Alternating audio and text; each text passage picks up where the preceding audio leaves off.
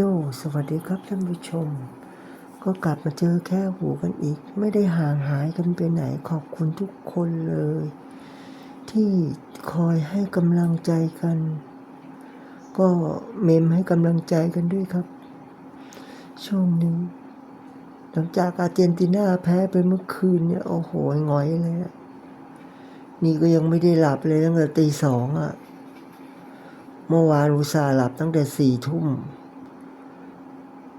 แล้วก็ตี 2ก็ตื่นขึ้นมาแล้วก็มาดูบอลเลยโอ้แบบตอนนี้แบบหงอยมากเลยเหงาเพราะว่าเมสซี่แพ้ไม่แพ้ก็เหงาอยู่ดีครับเพราะว่ามันง่วงนอนแต่ตอนนี้ต้องมาแค่หูก่อนเจ็บนิดนึงนะหมุนอยู่เชียร์แล้วหลุดเรื่องใหญ่แล้วเว้ยอ้าวมันหลุด2 รอบอ่ะต้องคีบแล้วอ้าวไอ้นั่นกับที่คีบดันเปิดไอ้นี่อีกโอเคทีเดียวไม่หลุดอะหลุดทั้งยวงเลยสิวะบ้าเอ้ยขาดตอนอะ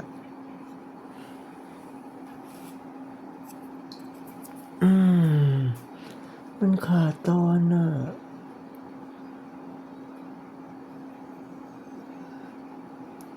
เรื่องใหญ่แล้วขาดตอนอะ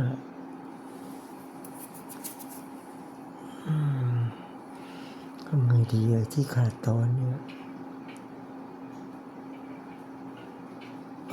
ออกมาแล้วไหนยังมีอีกไหมชิ้นเล็กอยู่ข้างในชิ้นเล็กอยู่ข้างในไหนเอ่ยตอนนี้ฟุตบอลโลกจบก็ต้องมาลุ้นไอ้วอลเลย์บอลซีวีลีกทีมชายก่อนพอทีมชายแข่งเสร็จค่อยเป็นทีมหญิงแข่งนี่รู้สึกจะเริ่มมาที่31เดือนอะไรว่าเดือนกรกฎาเนี่ยเสร็จแล้วค่อย30วันที่1วันที่2จัดที่นู้นน่ะทีมชายแมตช์แรกนัดแรกมันจัดที่ไทยก่อนแล้วก็เขมรได้แชมป์ไปสนาม2นี่จัดที่อินโดนีเซียยังไม่รู้ว่าใครจะได้แชมป์แต่ซีวีลีกผู้หญิงเนี่ยแมตช์แรกเนี่ยนัดแรกสนามแรกเนี่ยไปจัดที่เวียดนามก็ขอให้เป็นไทยได้แชมป์นัดที่2มาจัดที่ประเทศไทยนัดที่2รู้สึก7-8-9นัดแรก31วันที่1ที่2สิงหา31กรกฎาคมแล้วก็ต่อด้วยวันที่1ที่2สิงหาเอาละเจอที่คีบแล้วใช่ไหมใช่แล้วเจ็บนิดนึงนะดึงแล้วเย่ออกมาแล้วหายคันยังอันแค่นี้เองมันติดแก้วหู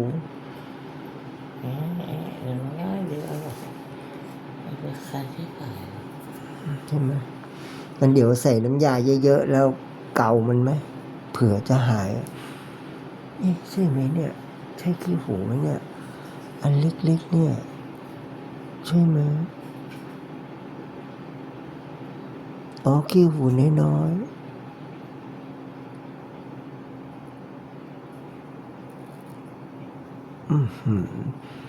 ใช้ได้มีมุมคีบนิดนึงขอคีบไม่ได้ก่อนติดไหมติดนิดนึง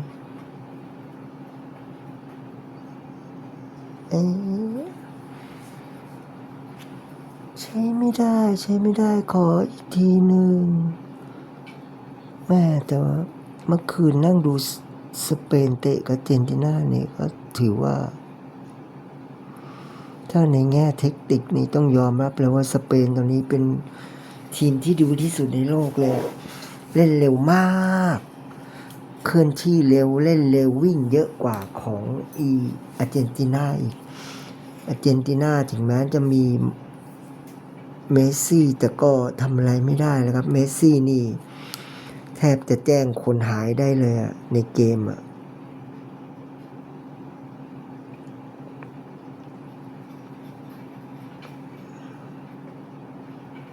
โอ้หมุนไม่ได้เว้ย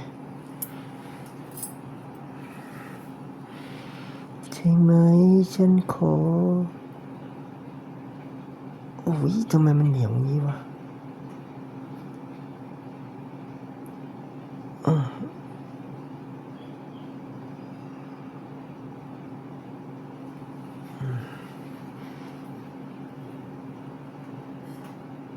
เดเดเดเดเดเด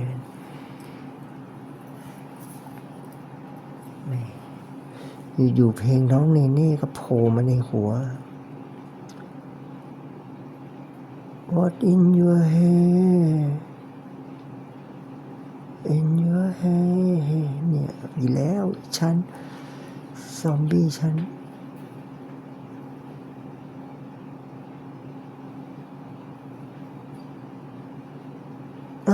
คีบไม่ได้อ่ะแสงไปไม่ถึงอ่ะเอาใหม่เดี๋ยวพยายามจะเอาแสงเข้าไปก่อนไฟไม่ส่องวะไฟไม่ส่องไฟส่องสว่างก็ไม่ได้อีก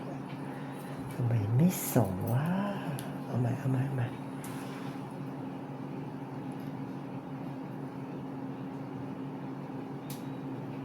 เนี่ย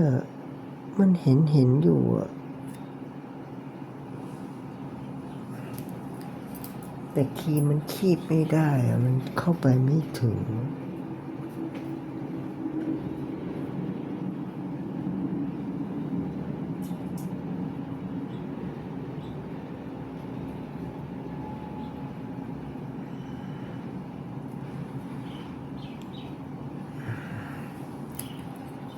ดีเนี่ยแม่ก้อนก็ไม่ใช่ใหญ่ฉันจะหามุมให้มันคีบได้ไงเจอละเจอมุมที่คีบแม่เครื่องมือนี่ลำบากแม่นี่ไงจบแล้วไงไม่รู้บอกก่อนว่าเจ็บป่ะเจ็บตอนดึงใช่ไหมโอ้ก็ใหญ่เหมือนกันเนาะทีแรกก็ไม่เห็นแล้วก็ดื้อก็บอกว่ามันจะต้องเจ็บตั้งแต่ทีแรกแล้วตอนแรกมันดึงไม่หมดไงมันขาดตอนอ่ะพอมาดึงตอนนี้มันก็เจ็บกว่าเดิมแทนที่จะเจ็บเที่ยวเดียวเจ็บ2 เที่ยวเลยเห็นไหมเนี่ยหนีเจ็บใช่ไหมไงไม่ใช่เจ็บด้วย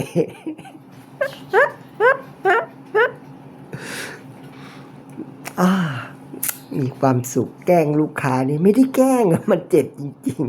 ๆคือตั้งใจจะเอาออกแต่ว่าเวลามันดึงมันไปติดขอบแก้วหูเนี่ยมันบางอย่างเงี้ยมันแค่ออกยังไงวะก็ไม่รู้อ่ะมันเขี่ยออกมาแล้วมันงัดไงปกติเราต้องเอาซ่อมไปหมุนใช่ไหมแล้วเที่ยวนี้มันขาดตอนพอมันขาดตอนเราก็เลยต้องไปงัดอีบางๆนั่นนะขึ้นมางัดไปรอบหูไปรอบหนึ่งแล้วเราก็ต้องไปหามุมที่จะคีบแล้วตอนที่หามุมคีบทีแรกอ่ะ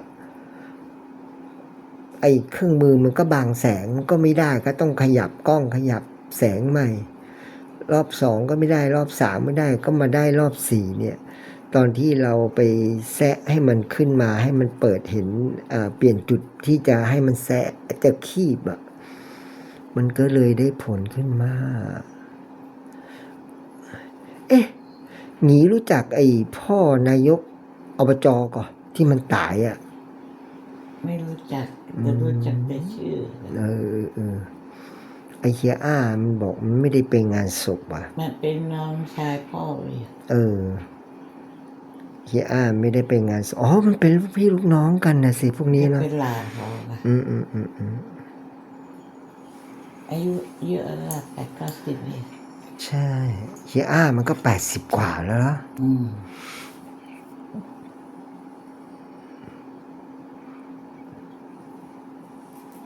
อยู่เมืองเทิงนั่นนี่ ฐานเสียงอยู่ที่นั่นกันหมดใช่ไหม อืม แล้วลูกหลานมันคนไหนได้เป็นสสเที่ยวนี้ แต่อยู่ไม่รู้อยู่พัก ถ้า อะไร เป็นลูกสะใภ้มันจะได้เป็นอบจเลย มันเฮ้ยเป็นลูกสาวมันเลยมันเป็นลูกพี่ลูกน้องกับเฮียอ้าเว้ยมันแต่งเขยเข้าบ้าน อ่ะ อันนี้เป็นลูกสาวเขาปะ เออ ก็ลู นายกนก สาว เป็นลูกสาว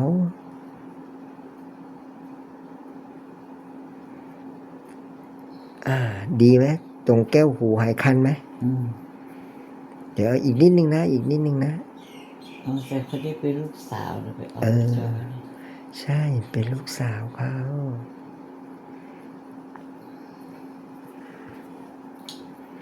เขาขอได้มีหลายพี่น้องคนนี้มันเขาเรียกว่าจะปวดแปลว่าคนที่8นะ โหพอเห็นเขาตายเราไม่อยากตายเลยอะอยากอยู่นานๆอยากอยู่ถึง120 ปี อยากอยู่400 ปียังได้เลยอะ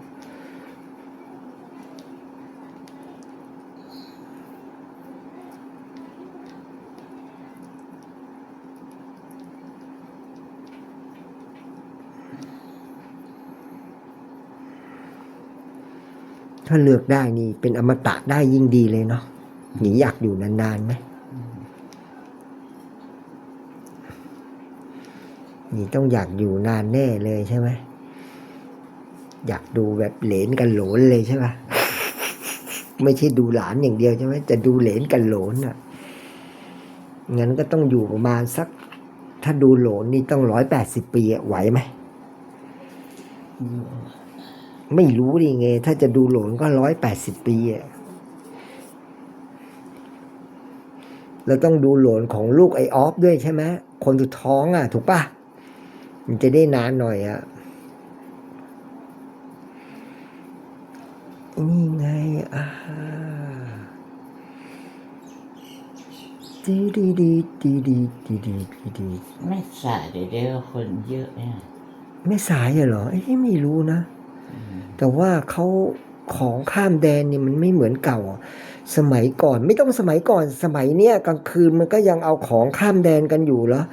ไอ้บ้านที่อยู่ตรงริมน้ำทั้งหมดที่มันไปซื้อกันแพงๆอ่ะพอตกกลางคืนมันก็เอาเรือลากข้ามฝั่งเอาของข้ามฝั่งกันมอไซค์ก็ลากข้ามคลองกันอยู่ตรงนั้นน่ะอีพวกทหารพม่ากับทหารไทยหรือว่าอีที่คุมชายแดนตรงสะพานใช่ไหมก็แกล้งมองไม่เห็นไปก็จบอ่ะเขาก็ลากเรือขึ้นฝั่งอันนึงนู้นอ่ะนึกออกไหมทั้งผากซ้ายผากขวาลำน้ำอีแม่สายนั่นน่ะก็ทั้งสายอ่ะเอารถขึ้นเอาของข้ามอะไรกันน่ะเพราะว่าตอนนั้นพอน้ำมันแคบนิดเดียวมันเอาโป๊ะเข้าไปก็ข้ามได้แล้วอ่ะสังเกตบ้านแถวนั้นมันมีเรือทุกลำก็เวลาแบบมีคนบอกพอน้ำท่วมแล้วสงสารเขานี่ผมว่าไม่นะผมในความรู้สึกผมนะก็โอเคเอ็นดูแต่พอมันทำเป็นซ้ำๆซากๆแล้วเรามานั่งดูเฮ้ยมึงก็รู้ว่าน้ำท่วมเนี่ยแล้วมึงไปอยู่ทำไมกันนึกออกไหมน้ำท่วมแล้วมันไม่สร้างตึกใหม่กันแล้วให้หนีน้ำน้ำท่วมแล้วไม่ต้องไปปลูกปลูกตึกเร็วไปปลูกบุกบ้านขวางทางน้ำก็ไอตัวแสบก็จริงๆก็ไอที่ดินก็ไอกรมเจ้าท่านี่กะทำไมปล่อยให้เข้าไปทำโฉนดได้พวกนั้นมันผิดกฎหมายทั้งหมดไปดูแผนที่เก่าดูรูปเก่าพวกนี้ก็ลุกล้ำลำน้ำทั้งนั้นช่วยไม่ได้ป้าไปข้างโน้นดีกว่าก็ขอให้เพื่อนๆดูคลิปนี้จบก็ขอให้มีความสุขความเจริญเห็นไหมข้างในใสๆนะเป็นแก้วหูนะร่ำรวยเงินทองกันทุกคนอายุยืนยาวๆบ๊ายบาย